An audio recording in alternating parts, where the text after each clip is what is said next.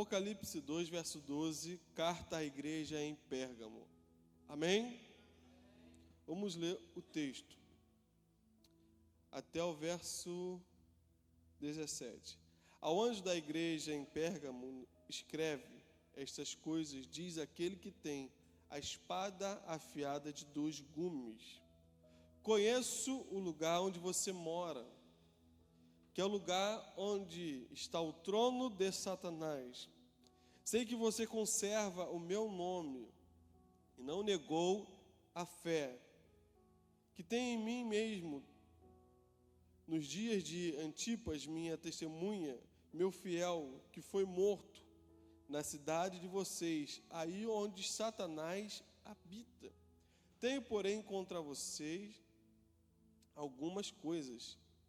Estão aí em seu meio os que sustentam a doutrina de Balaão, o qual ensina Balaque a armar ciladas diante dos filhos de Israel, para que comessem coisas sacrificadas aos ídolos e praticassem a prostituição.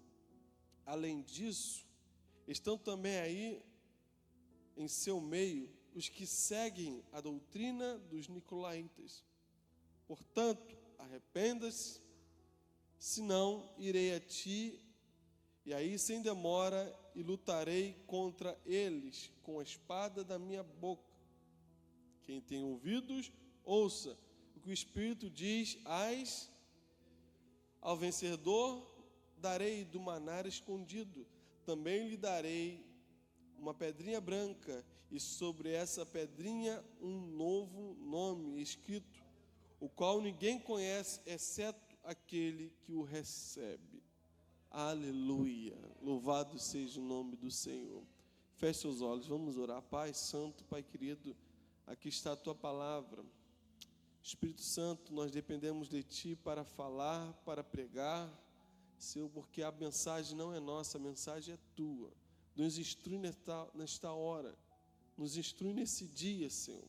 Que a Tua palavra seja pregada com poder e autoridade.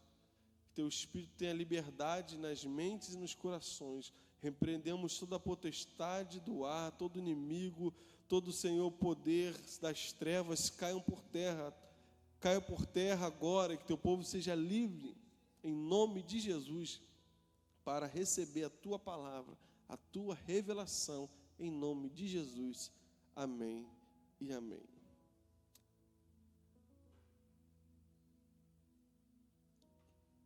Irmãos, esta é a terceira igreja em que João está escrevendo, da parte do Senhor Jesus. Nós vimos a igreja de Éfeso, a igreja de Esmirna, e agora estamos vendo a igreja de Pérgamo. Deus ali tem algumas considerações a fazer com essa igreja, assim como fez com as outras. Alguns elogios e algumas repreensões, exortação. E eu destaquei algumas coisas mais importantes aqui para a gente abordar. Não vou esgotar todo o texto, né? Não vou fazer uma pregação exaustiva, né? Expositiva do texto, mas eu vou pincelar em alguns pontos que eu acredito que sejam os mais importantes. Mas antes, gostaria de fazer um panorama, né? Uma introdução aqui, para a gente entender o que é Pérgamo. Onde está Pérgamo, né? A igreja em Pérgamo é uma das 7 igrejas mencionadas no livro do Apocalipse, no Novo Testamento da Bíblia. Pérgamo era uma cidade importante da Ásia Menor, extremamente importante. Ali havia a segunda maior biblioteca da época, do mundo antigo, que competia com a biblioteca de Alexandria. Dizem que tinha cerca de 200 mil pergaminhos nesta biblioteca. Nos nossos dias seriam livros, né? 200 mil livros. É muita coisa, irmãos, né? Para uma biblioteca, ainda mais naqueles tempos. Conhecida por sua cultura e templos dedicados a vários deuses no mundo greco-romano. Era uma cidade extremamente idólatra. Templo a Zeus, a Dionísios, templo ao imperador romano. Então havia uma idolatria muito forte nesta cidade de Pérgamo. Ela era situada num lugar mais alto, né? Daí também alguns estudiosos vão dizer que deriva o nome de Pérgamo. Alguns também vão fazer uma associação a casamento, Pérgamo e casamento, e também o nome Pérgamo, que depois ele veio a ser conhecido como Pergaminho, né? Daí vem Pérgamo, porque na cidade de Pérgamo ela sofreu um embargo. Em determinado tempo ela sofreu um embargo dos papiros do Egito. Os papiros que eram que se escreviam os livros, as cartas, ela sofreu um embargo e ali eles tiveram que arrumar um outro meio para que fossem escritos os livros, a cultura não parasse de produzir. E daí que tiveram a ideia, né? Inventaram o pergaminho, que era de couro de animais. Esticava-se o pergaminho, né? O couro bem fininho, e dali depois cortava e se fazia uns rolos de pergaminho. E dali surgiu também o nome pergaminho. Pérgamo tem a ver com pergaminho, também tem essa junção. Quantos nunca ouviram falar dos pergaminhos do Mar Morto, né? Rolos que foram encontrados ali perto do Mar Morto, cultivando ali a mensagem da palavra. Então era uma cidade extremamente voltada para a cultura, mas também muito idólatra, extremamente idólatra. Principalmente uma cidade que tinha como centro de culto ao imperador romano. De todas as províncias, de todas as igrejas, né, as cidades onde as 7 igrejas estavam, Pérgamo, ela era o centro de culto ao imperador romano. Quem estuda um pouquinho história vai saber que o imperador, ele não era somente um líder, né, político, ele não era simplesmente um líder dominador de terras e possessão. Não, para os romanos, para, né, o mundo antigo, ele era um Deus. O imperador romano, ele se considerava um Deus. E ele o que? Recebia a adoração. A igreja de Pérgamo recebeu uma carta de Jesus conforme registrado em Apocalipse, acabamos de ler. A carta elogia a igreja por sua fidelidade, mesmo estando situada em um lugar, em um ambiente hostil, descrito como o trono de Satanás, devido à presença de muitos templos pagãos e ao culto do imperador romano. No entanto, a carta também contém repreensões, especialmente por tolerar a doutrina de Balaão e dos nicolaítas, que pervertiam o verdadeiro evangelho. Então, aqui a gente tem um panorama do que estava acontecendo nesta igreja, né? Uma das 7 igrejas da Ásia Menor. Então, diante de tudo isso, Jesus olha para aquela igreja. Jesus não está alheio ao que está acontecendo à igreja, mas ele olha para aquela igreja e vê: eu preciso corrigir aquilo que está errado, eu preciso elogiar o que eles estão fazendo certo, mas eu também preciso expurgar aquilo que eles estão fazendo de errado. Eu preciso orientar esta igreja. E aí Deus traz a revelação ao seu servo João. Então, alguns elogios que Jesus faz a esta igreja. Jesus considera o lugar onde a igreja estava plantada. Jesus faz uma consideração, ele elogia esta igreja por estar em um lugar extremamente hostil, um lugar extremamente difícil ao evangelho. Note aí, verso 13, olha o que diz: conheço o lugar onde você tem aqui, vamos ler junto para a gente ler todo mundo numa versão só. Conheço o lugar onde vives, onde se encontra o trono de Satanás. Jesus conhecia o lugar onde a igreja de Pérgamo estava. Ele conhecia a geografia, Jesus conhecia a luta que aquela igreja travava, Jesus conhecia a hostilidade que eles estavam sofrendo para pregar o evangelho. E Jesus elogia aquela igreja. Por mais difícil que fosse pregar em um lugar onde a idolatria reinava, por mais que fosse difícil pregar num lugar onde o imperador era cultuado como Deus, e se você não adorasse, você tinha risco de morte, Jesus está elogiando: eu sei o lugar onde vocês estão. Eu sei que é difícil estar aí. Amém? E ele diz: é onde está o trono de Satanás. Muitas explicações têm surgido para explicar o que é o trono de Satanás. E eu pesquisando, talvez a mais coerente, que tenha maior unanimidade, e que eu mais considero, tendo visto todo, aqui o contexto, esse trono de Satanás se refere justamente à adoração ao homem, à adoração ao imperador.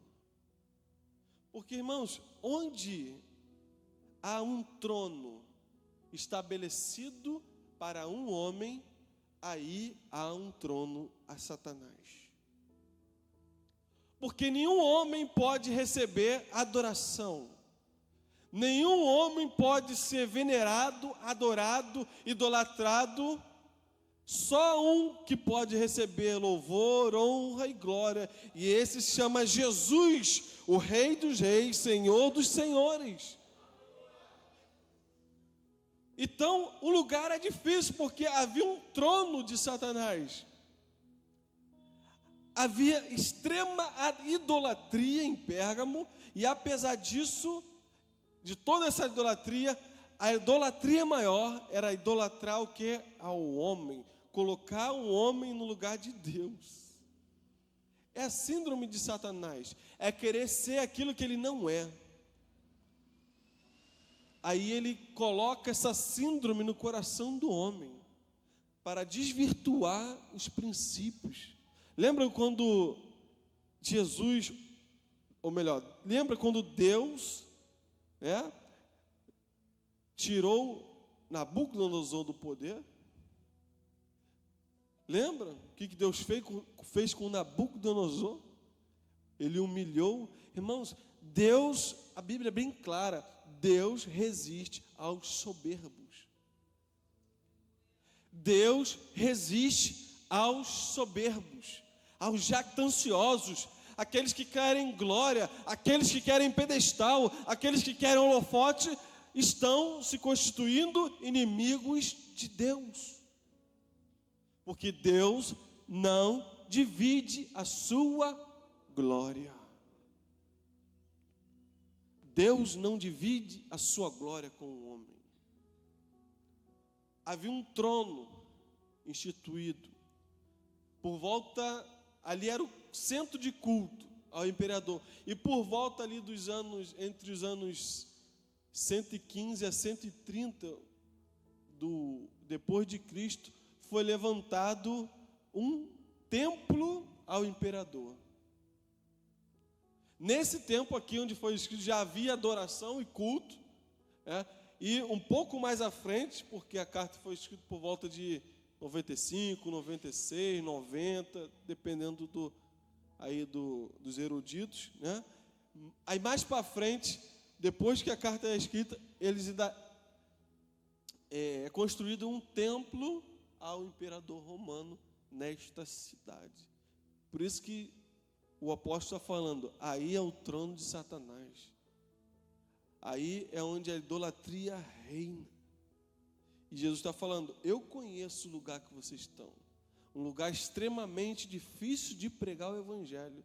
Um lugar extremamente hostil à palavra, mas vocês estão aí pregando. Aleluia. E Deus está elogiando a sua igreja por estar num lugar hostil. Aleluia. Depois o Senhor faz um segundo elogio. A igreja em Pérgamo guardava o nome de Jesus e a fé.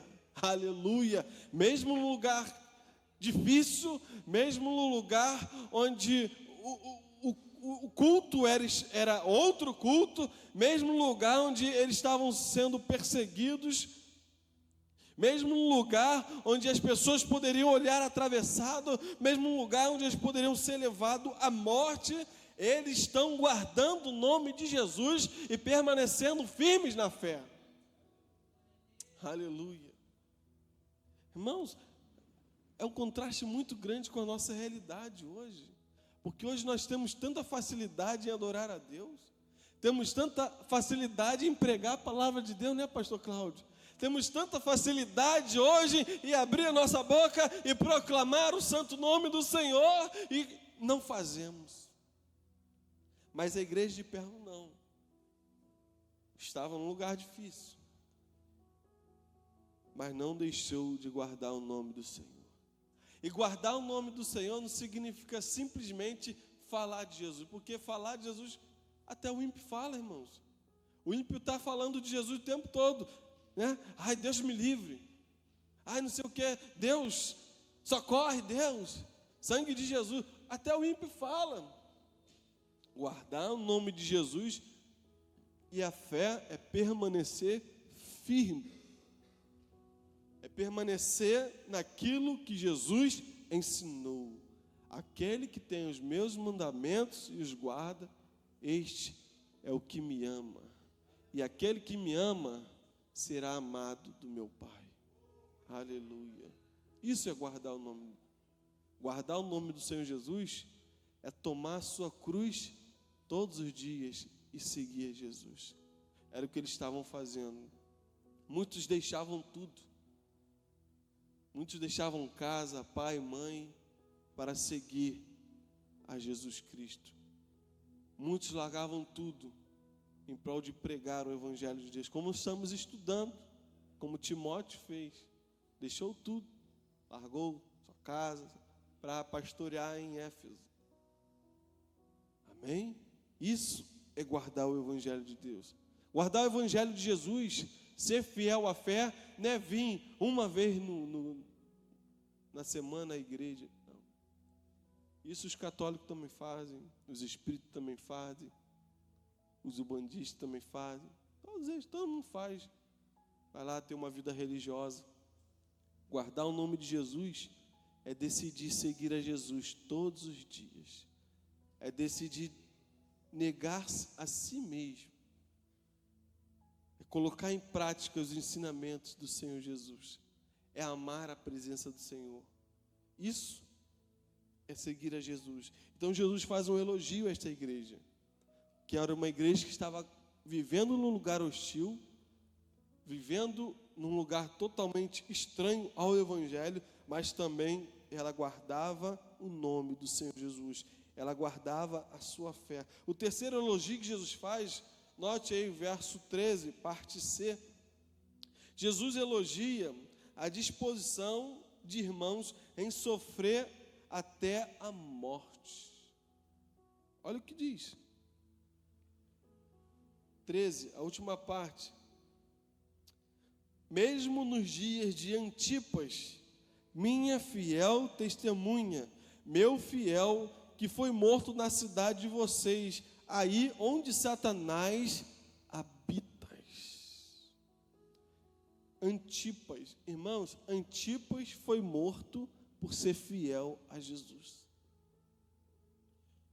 A igreja de Pérgamo, talvez alguns também da igreja, o texto só declara aqui, né, Antipas, que foi o mais, talvez o mais célebre, o mais famoso aqui, caso, mas talvez outros irmãos também morreram na mesma igreja por causa do Evangelho do Senhor Jesus. E Jesus está elogiando essa igreja por alguns irem até a morte, alguns enfrentarem a perseguição e a morte pelo nome do Senhor Jesus. Antipas, a minha fiel testemunhou o amor de Jesus, testemunhou a palavra de Jesus, testemunhou aquilo que ele ouviu dos apóstolos, aquilo que ele recebeu. Irmãos, eu já falei isso aqui outras vezes. Ninguém está disposto a morrer por uma mentira. Alguém está disposto a morrer por uma mentira? Mas por uma verdade, você está disposto a morrer. Tem gente que, né, vira até bicho por causa de uma verdade. Não, eu na minha verdade, né, eu desço do salto, né, a baiana roda, faz um escarcéu. Eu estou na minha verdade. Não é esse tipo de verdade que a gente está falando. A gente está falando da verdade do Evangelho. Verdade da palavra. Você está disposto a morrer pela verdade? Está disposto a dar a sua vida pela verdade? Irmãos, Antipas, né, um historiador, me falha a memória o nome dele, vai dizer que Antipas, não sei se alguém já ouviu essa história, Antipas, ele foi colocado dentro de um boi de bronze pelos romanos, e quando colocaram Antipas dentro desse boi de bronze, botaram madeira em volta e tacaram fogo nas madeiras ali, botaram muito fogo. E Antipas morreu queimado dentro daquele boi de bronze. Isso é o que diz um historiador que faltou aqui a memória. Não foi Flávio José, foi, eu acho que um outro historiador. Imagine, irmãos, você pensa que esse negócio de micro-ondas é de hoje? Quantos já ouviram falar no micro-ondas aí em Senador Camaraí? Tinha micro-ondas no tempo romanos. Irmãos, olha a maldade do ser humano, olha o que a igreja estava enfrentando, mas eles não negavam a sua fé, eles não negavam a Jesus, eram martirizados, eram entregues aos leões, eram entregues às autoridades romanas, eram presos, tinham seus bens confiscados, mas eles não negavam a sua fé. E Jesus está elogiando, porque Antipas foi morto pelo nome de Jesus, dentro de um boi de bronze, torturado até a morte. Ah, Jesus, isso é para nós refletirmos como tem sido a nossa fé em Jesus. Irmãos, Jesus se manifestou para desfazer as obras do diabo. Vou repetir, Jesus se manifestou para desfazer as obras do diabo e te dar a salvação. Mas tem uma igreja que não é essa, que está por aí, onde o Jesus deles é aquele que se manifestou para dar prosperidade. O Jesus que se manifestou para aí é o Jesus que se manifestou para dar um carro, uma casa, para ter uma vida boa. Esse não é o Jesus que se manifestou na palavra. Jesus, abre aspas, pode até fazer isso. Ele pode te dar tudo. Jesus ele tem poder nos céus e na terra. Ele diz, todo o poder me foi dado nos céus e na terra. Mas não foi para isso que ele se manifestou. Ele se manifestou para desfazer as obras do diabo. Ele nos transportou do império das trevas para o reino do Filho do seu amor. Ele veio nos dar o quê? Salvação, vida eterna. E se você tem isso, você se apegue firme e fique firme até a morte. Até o Senhor Jesus te chamar. Foi para isso que Jesus se manifestou. Ter uma vida boa, ter as coisas, isso tudo vem por tabela. Se Deus der, amém. Se Ele não der, também amém. Deus é bom, é bom. Sabemos que Deus pode fazer qualquer coisa, mas esse não é o objetivo. A palavra é bem clara. Se alegrem por ter o nome escrito no livro da vida. Se alegre por ser considerado filho de Deus, filho do Altíssimo. Aleluia, aleluia. A Bíblia vai dizer, acho que é Davi que fala, faz-me, né, ter de novo a alegria da salvação. Aleluia. Será que você tem alegria em ser salvo? Talvez você tenha que refletir. Será que eu tenho alegria em ter Jesus no meu coração? Será que eu estou tanto tempo na igreja, estou tanto tempo no evangelho? Será que eu só tenho alegria quando eu tenho um salário do mês bom? Quando eu tenho a despensa cheia? Quando tenho a gasolina no carro? Quando eu consegui uma casa, um carro? Será que a tua alegria é nessas coisas? Ou você pode se alegrar por ter Jesus? Você pode se alegrar por ter Jesus? Dá um glória a Deus aí. Aleluia! Eu me alegro porque eu tenho Jesus. Aleluia. O príncipe da paz.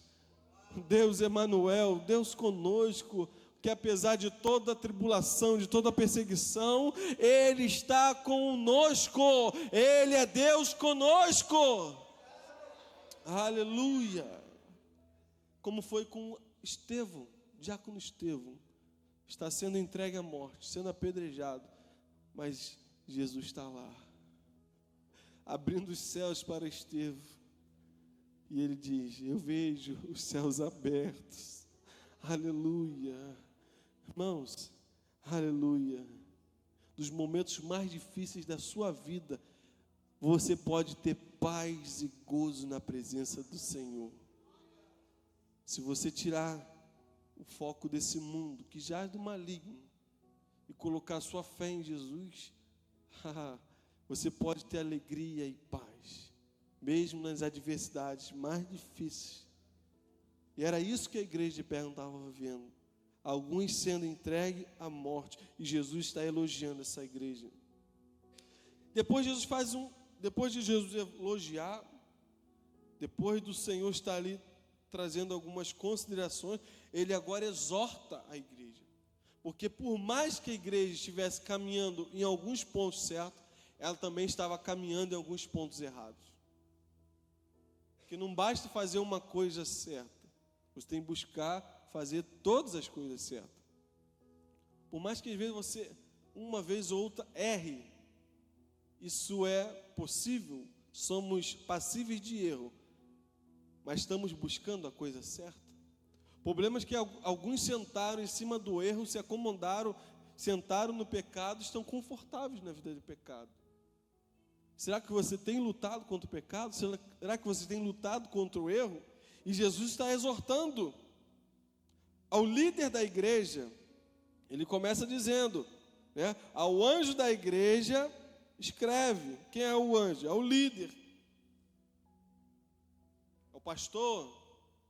É o presbítero da igreja, é aquele que está à frente da igreja. Mas a carta não é só para o pastor, mas é para a igreja também. O pastor é só aquele que está dirigindo a igreja. A carta é bem clara, a carta à igreja. Jesus faz uma exortação. Vamos ler aqui o que Jesus fala para essa igreja, verso 14. Tenho, porém, contra você algumas coisas. Estão aí em seu meio os que sustentam a doutrina de Balaão, o qual ensina Balaque a armar ciladas diante dos filhos de Israel, para que comessem coisas sacrificadas aos ídolos e praticassem a prostituição. Além disso, estão também aí em seu meio os que seguem a doutrina dos nicolaítas, ou dos nicolaítas. Olha a repreensão que Jesus está falando. Então a gente precisa antes saber o que é Balaão, né? O que é a doutrina de Balaão e que são esses nicolaítas. Uma coisa tem que ser esclarecida: se Satanás não pode ser derrotar a igreja, tenta ingressar nela.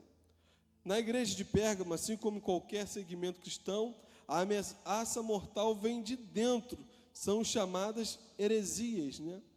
Esses nicolaítas, da doutrina de Balaão, eles se infiltraram.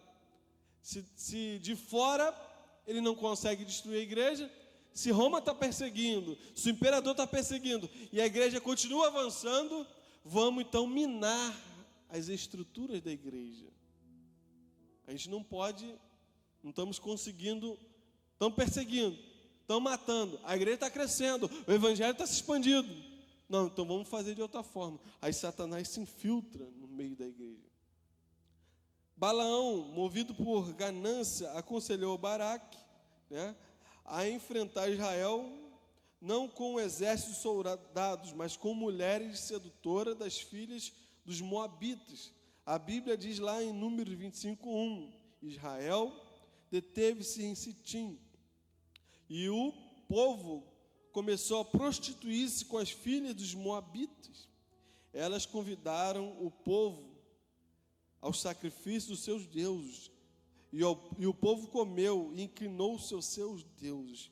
O que Balaão e Balaque não puderam fazer para destruir o povo de Israel, o pecado fez. Ou seja, Balaão lançava maldição, mas a maldição não pegava. O Senhor protegia Israel, então vamos mudar a estratégia, vamos fazer eles pecarem, eles mesmos vão se destruir. O que Balaão e Baraque não puderam fazer para destruir o povo de Israel, o pecado fez. Devido aos pecados cometidos, o Senhor se voltou com ira contra os israelitas, e uma grande praga abalou o arraial, e eles se tornaram fracos e vulneráveis. O tropeço veio pela prostituição, luxúria, prazeres, idolatria e festas pagãs. Olha só o que é a doutrina de Balaão. É trazer o que? Tropeço, engano, no meio do arraial. Através de pecados que alguns, infiltrados na igreja diziam, não tem problema não. Não, a gente é fiel a Jesus, mas tem problema não se entregar à prostituição. Tem problema não, a gente serve a Jesus, mas a gente se entrega ao paganismo, à idolatria. Estava acontecendo isso agora na igreja de Pérgamo, como aconteceu com Israel lá atrás. E quem eram os nicolaítas? O nicolaísmo era uma doutrina herética que defendia a poligamia. Os nicolaítas pregavam que a graça seria maior quando mais eles pecassem, que o benefício do perdão estava associado à entrega e aos apetites da carne. Ou seja, quanto mais eles pecavam, quanto mais a gente pecar, mais da graça de Deus a gente vai receber. E Paulo combateu muito isso aqui nas suas cartas. Não, vamos pecar para que a graça de Deus se superabundante. Aí Paulo vai dizer, não. Morreu Jesus em vão? Não. Então, olha o que está acontecendo agora na igreja. Uma igreja fiel, uma igreja que segue as doutrinas de Jesus, mas ao mesmo tempo que segue a doutrina de Jesus, ela está se entregando a 3 tipos de pecado. Quais são esses 3 tipos de pecado? Quais são os pecados introduzidos por esses dois grupos? A imoralidade sexual, participação em banquetes, ou seja, em festas pagãs, e idolatria. É o que estava se filtrando no meio da igreja de Pérgamo. Primeira, imoralidade sexual. A imoralidade sexual, ela fazia parte dos cultos das outras divindades. Ela fazia parte do paganismo. A imoralidade sexual é algo que é tão nocivo, que é uma coisa que Deus combate desde lá de trás. Desde lá de Gênesis, desde lá de Números, Deus está combatendo. Deus deixou regras claras sobre a sexualidade do cristão. Portanto, deixará o homem seu pai e sua mãe, e se unirá à sua mulher, e serão ambos uma só carne. Mano, o que passar disso é do maligno. Ser fiel até a morte.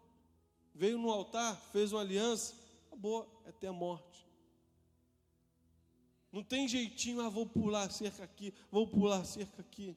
Irmão, eu fico abismado, no meu trabalho, como tem pessoas que que traem mulher, que traem o seu parceiro, seus cônjuges, e depois querem falar de moralidade, querem falar do que é certo e errado. Como é que tu pode falar de certo e errado se você está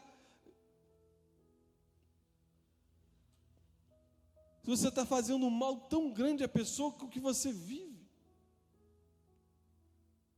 A imoralidade sexual é algo tão nocivo que ela entrou na igreja de Pérgamo e ela tem entrado em muitas igrejas hoje. O sexo Deus fez, é bom no casamento. O sexo é para o casal. Sexo fora do casamento é pecado. E outros tipos de práticas sexuais são pecado. Práticas homoafetivas são pecados diante de Deus. É o que a palavra de Deus diz. E eles estão pagando com a vida. Ao mesmo tempo que eles estão pregando a verdade, eles estão sendo negligentes com alguns que estão dentro da igreja. E Jesus está exortando: vocês pregam, mas vocês estão deixando pessoas que estão aí no meio de vocês fazer essas coisas. Jesus está falando: eu vou vir contra vocês com a espada da minha boca. Irmãos, imoralidade sexual nos afasta de Deus. Os cultos, as divindades greco-romanas, cada um tinha um panteão de deuses. Muitos desses cultos eram regados ali com licenciosidade, com sexo em grupos, homem com homem, mulher com mulher. E Deus abomina essas coisas. Até hoje o Senhor continua rejeitando esse tipo de prática, ainda mais no meio da igreja. Tenho, porém, contra vocês. Tem um texto que vai dizer assim: tenho, porém, contra ti, que toleras. Deus não tolera, irmãos. Desculpa, mas Deus não tolera esse tipo de prática. Deus não é tolerante com este tipo de prática. Em muitos lugares, algumas igrejas, que eu não considero nem igreja evangélica, irmãos, têm moldado a palavra, tem tentado torcer a palavra para tentar encaixar pessoas que querem ter uma vida libertina fora dos princípios da palavra. Está cheio de igreja aí. Deus não tolera. O discurso do mundo é ser tolerante. Irmãos, nós temos que ter que ser tolerante no respeito, Temos que ser tolerante, no convívio.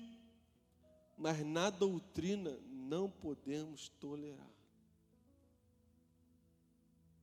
A doutrina, ela precisa ser santa. A doutrina precisa ser pregada. Por isso que muitos lugares estão cheios, porque eles pregam o que os homens querem ouvir. Aqui você vai ouvir a palavra de Deus. Aleluia! Nós precisamos da palavra de Deus. É a palavra de Deus que é mais penetrante que espada de dois gumes. É esta palavra que nós precisamos. Nós precisamos ser confrontados com a nossa natureza pecaminosa. Quem fomos regenerados, mas ainda habitamos em um corpo de morte, um corpo do pecado. Precisamos confrontar essa natureza todos os dias. Então, você vai ver por aí muitas igrejas que estão tolerando estes tipos de práticas. O jovem, o adolescente, pode ter relação sexual, é melhor fazer aqui na minha casa do que fazer lá fora.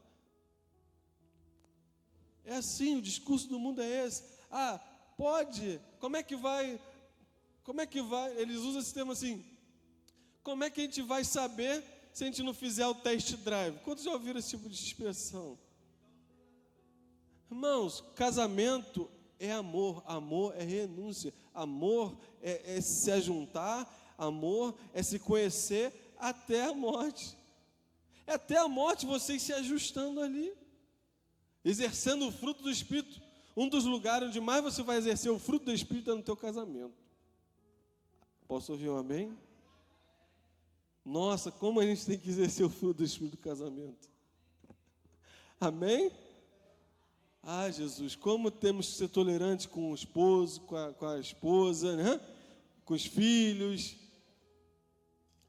Não, lá fora não. A gente pode ter relações com homem, mulher com mulher. A gente pode, lá fora é assim. Agora pode, relações trisal. Quem já ouviram falar em trisal? Quatrisal, em grupo. Irmãos, doutrina diabólica, doutrina de demônios estão se filtrando em alguns lugares. E Jesus está repreendendo essa igreja. Tenho contra ti que vocês estão tolerando os de Balaão. Vocês estão tolerando os nicolaítas. Essas doutrinas estranhas. Imoralidade sexual. Depois ele diz: tem contra ti que vocês toleram também, né? Esses banquetes, essas festas pagãs. Irmãos, tanto lá em Números 25 como agora em Apocalipse, o povo estava se deixando levar pelas mulheres, e as mulheres conduziam esses homens, tanto mulher quanto homem, tá? Os dois lados, conduziam para o quê? Para a idolatria, para essas festas pagãs, para cultuarem essas divindades, e ali eles comiam comidas sacrificadas aos ídolos. Aconteceu em Números, e estava acontecendo também aqui na igreja de Apocalipse, na igreja de Pérgamo. Por quê? Falei lá no início, Pérgamo está sitiada ali, envolvida, cheia de quê? Templos pagãos, né? Cultura pagã, greco-românica ali. Então, adoração a vários deuses, tudo quanto é lugar. E alguns da igreja falavam de Jesus, mas estavam com um pezinho lá nas festas mundanas. Na festa de Dionísio, Zeus, Astarote e tantas outras deuses. Uma hora estava aqui, domingo estava aqui, estou aqui com Jesus, mas durante a semana está adorando a Zeus, está se prostituindo, está comendo comidas sacrificadas aos ídolos. E esta foi uma das orientações que os apóstolos deram aos gentios. Depois que Paulo, Barnabé e uma comitiva saem pregar ali o evangelho, e eles voltam, os gentios estão se convertendo, o Espírito Santo está descendo lá. O que a gente vai fazer? Eles têm que se comportar como os judeus? Ou o que a gente faz? Aí tem um concílio lá em Jerusalém, eles se reúnem, Atos capítulo 15, depois de Atos capítulo 20, 21 e 25, ele diz: todavia, quanto aos que creem dos gentios, já nos havemos escrito e achado por bem que nada disso observe, ou seja, nada da lei de Moisés eles se observam. Acabou. Deus já derrubou o muro de separação, mas que só se guardem do que se sacrifica aos ídolos, do sangue, da carne sufocada e da prostituição. Olha a orientação dos apóstolos para os gentios. E aqui é uma igreja gentílica. As 7 igrejas são igrejas gentílicas. Elas não estão em Jerusalém. Elas não estão no território ali dos judeus. Elas estão na Ásia Menor. Então, de tudo que eles tinham que observar, além de adorar a Jesus, de professar a fé, eles tinham que se guardar do sangue, da contaminação dos ídolos, da carne sufocada e da prostituição. Esta é a recomendação dos apóstolos. E agora esta igreja está dividida entre fazer a obra do Senhor e participar de festas pagãs, aos banquetes pagãos. Irmãos, uma coisa é você ir na casa de alguém, em algum lugar, e comer ali uma coisa sacrificada que você não sabia. Amém, não vai fazer mal nenhum. Nenhuma obra forjada vai prevalecer contra a sua vida. Agora, você propositalmente ir a lugares onde você sabe que ali está sendo levantado um altar à idolatria, à divindade, a espíritos malignos, e você se assentar nessa mesa, você está pecando. E esta igreja estava falhando, estava participando de festividades de culto a outros deuses. Irmãos, crente não participa de carnaval. Carnaval é festa da carne. Crente não pula carnaval. Crente se santifica ao Senhor. Crente não participa de festa junina, de festa de São João. E quando chega lá junho, julho, a gente vê os Facebook da vida, os Instagrams, né? É idolatria. E Jesus está contra esta igreja, porque eles estão participando de banquetes e festividades de idolatria.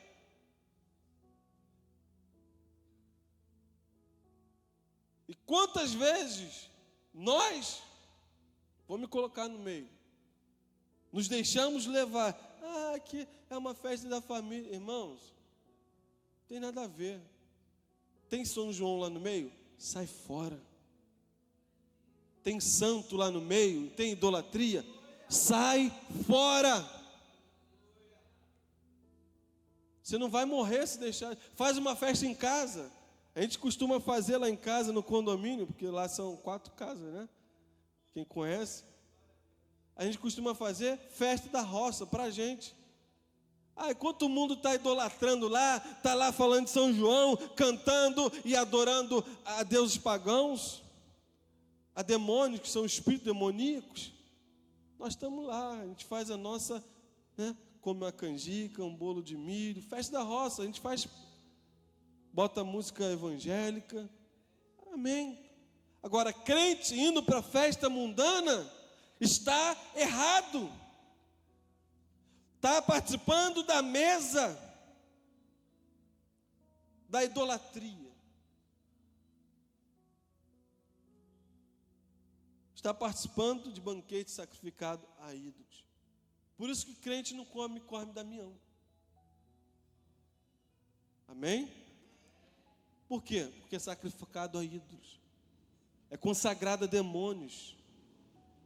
E eles já vêm nem sabem, que não sei o que é demônio. Para eles é só um santo. Não, irmãos, é idolatria.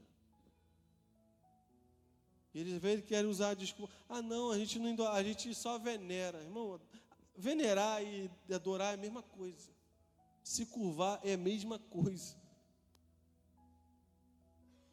E muitos na igreja, hoje em dia, participando de festas e banquetes pagãos.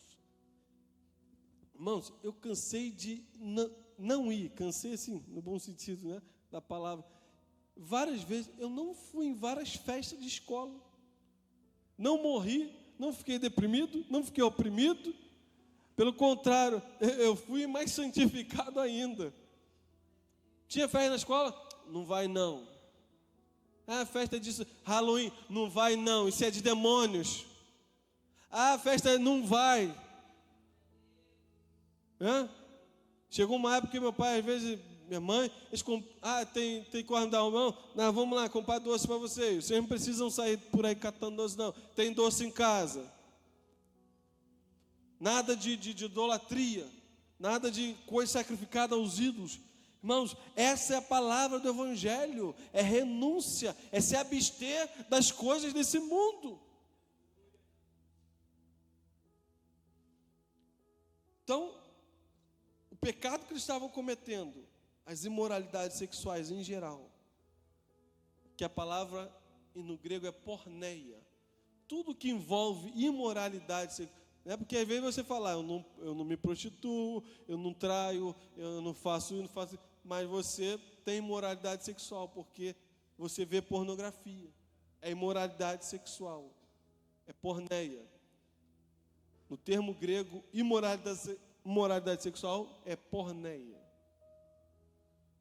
Então, eles estavam cometendo imoralidades sexuais, eles estavam participando de festas e banquetes pagãos, e por último, eles estavam se curvando à idolatria.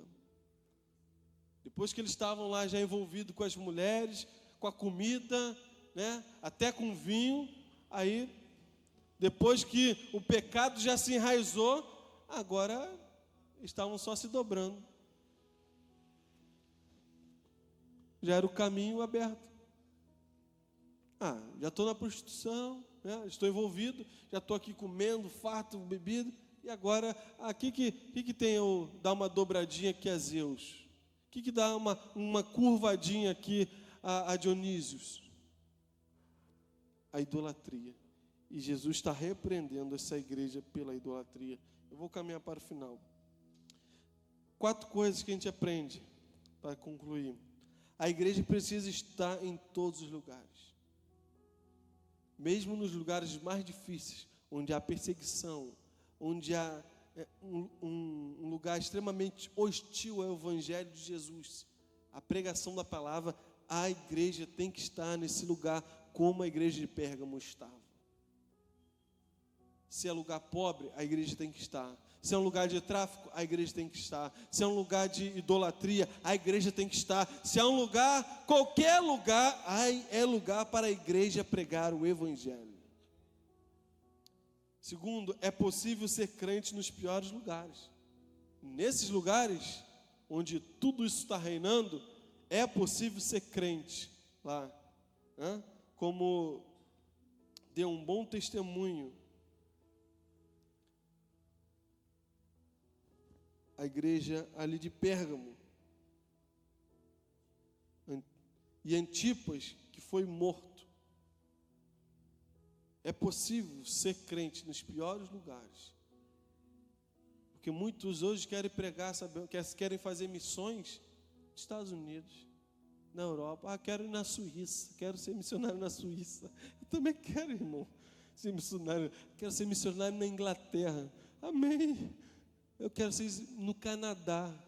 Eu quero ser missionário em Portugal. Amém. Se Deus te chamar para isso, amém. Vai com Jesus. Mas ninguém quer ser missionário em Cuba. Ninguém quer ser missionário na China, na Coreia do Norte, no Afeganistão, no Uzbequistão, no Irã, na Arábia Saudita. Ninguém, na faixa de Gaza, ninguém quer ser cristão, ninguém quer ser missionário aí, né? Mas é possível ser missionário em qualquer lugar onde Deus te chamar para ir. É possível. Lógico que tudo é feito com a direção de Deus. Você não vai sair indo para qualquer lugar sem a direção de Deus. Mas é possível ser de Jesus em qualquer lugar onde você esteja. Aleluia. Terceiro, não podemos idolatrar nada nem ninguém.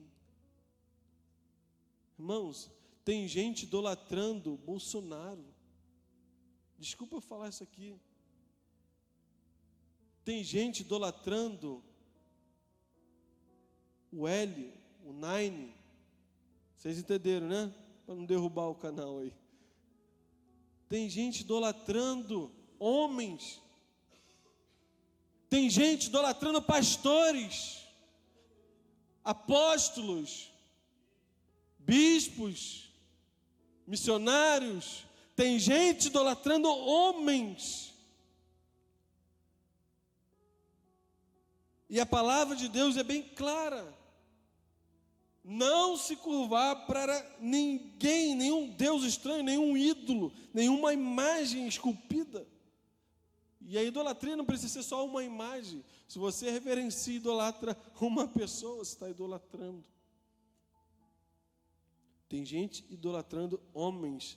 Irmãos, já falei isso aqui algumas vezes. Se algum homem ficasse vangloriando, né? Tem muitos lugares aí no meio gospel onde o líder da igreja, ou o pregador, ou o cantor, ele é colocado na posição de Deus.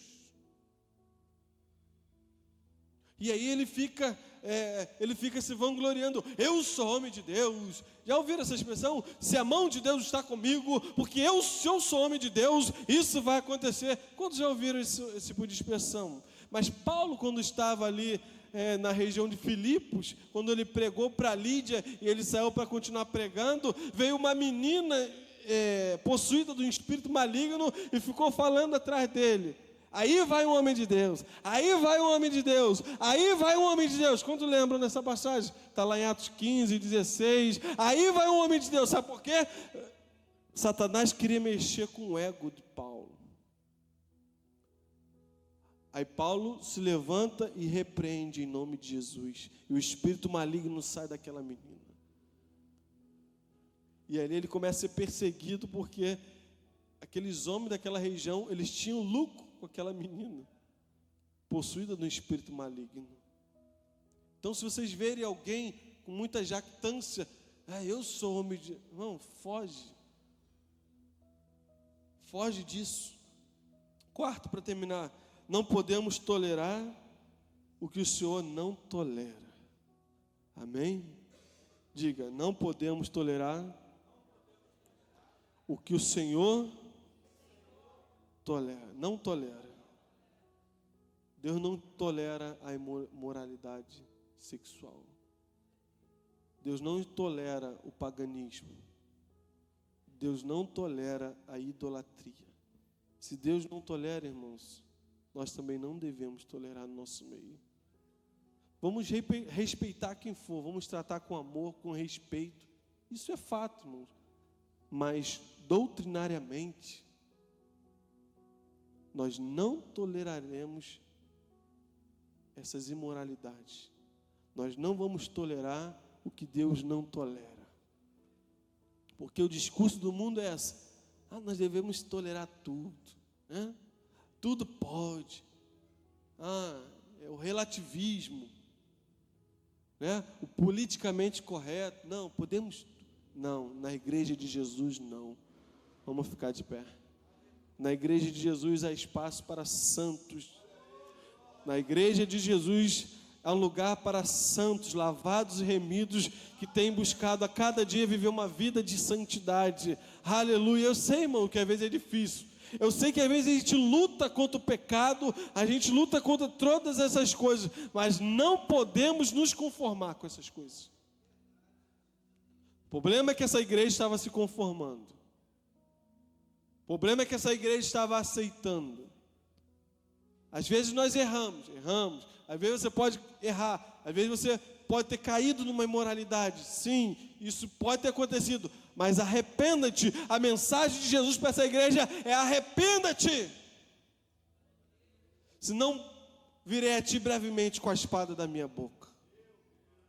Arrependa-te. E é isso que a igreja de Jesus precisa, todos os dias, se arrepender, para cada dia mais crescer à medida de varão perfeito. Aleluia. É isso que precisamos. Aleluia. Vamos fechar nossos olhos, vamos orar.